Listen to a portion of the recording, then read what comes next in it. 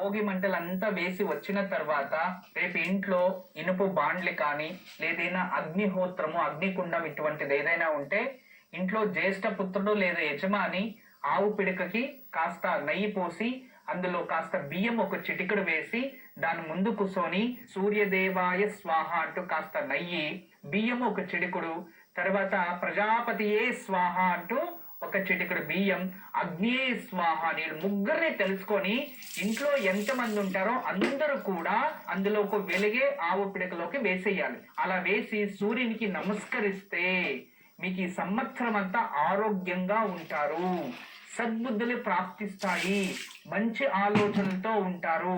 అద్భుతమైన పూజా వేడుక రేపు ఉదయాన్నే దీన్ని చక్కగా ఇంట్లో ఉన్న వాళ్ళందరూ ఆచరించండి. ఇది అవ్వట్లేదు మేమేమి చేయలేము అంటే రేపు ఉదయాన్నే పౌర్ణమి గడియలు సోమవారం ఉన్నాయి.